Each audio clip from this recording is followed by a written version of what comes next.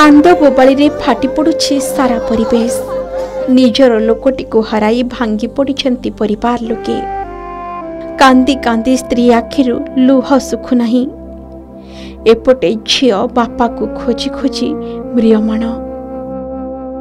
साही पड़िशा बंधु बांधव समस्तंकर भिड़ जमिछि घर सामनारे।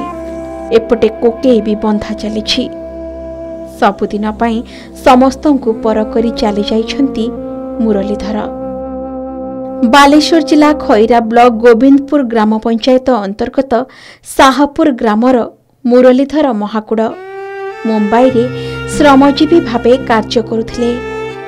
असुस्थता कारणरो चिकित्साधीन अवस्था तांकर परलोक घटिथिला।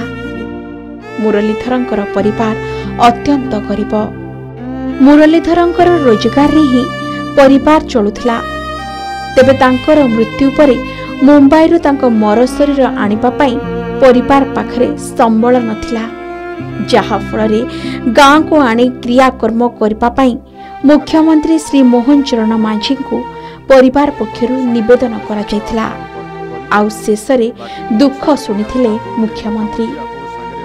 तुरंत देइथिले निर्देश किपरि मुंबई रु तांकर मर शरीर आसीबो से नै आलोचना करिथिले। शेषरे सुदूर मुंबई रु ओडिशा आसिला श्रमिकंकर मृत शरीर। परिवार लोकंकु कथा देई कथा रखिले। तेबे ए विषय रे मुख्यमंत्री अवगत हेबा परे जिला प्रशासन को एही असहाय परिवार को सहयोग करिबा पई निर्देश देथिले।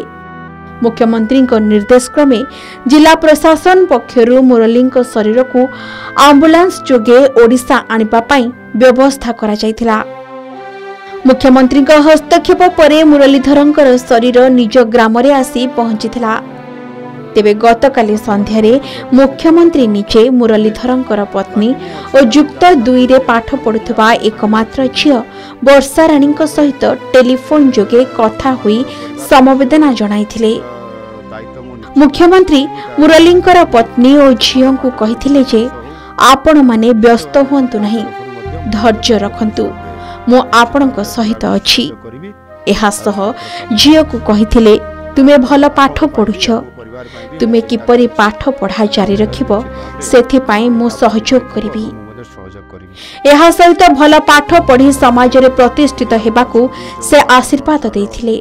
मुख्यमंत्री परलोकगत मुरलीधरंकर अमर आत्मार सद्गति कामना करिथिले। दैनंदिन कार्यव्यस्तता भितरे जने संवेदनशील मनीष भावे मुख्यमंत्री जेभली जने साधारण लोकर भावावेग को गुरुत्व देई तुरंत कार्यानुष्ठान ग्रहण कले, सेथिपाई मुरलीधरंक परिवार एवं ग्रामवासी मुख्यमंत्री को कृतज्ञता जणाइछंती। सोररु कैलाश दास को रिपोर्ट के न्यूज ओडिशा।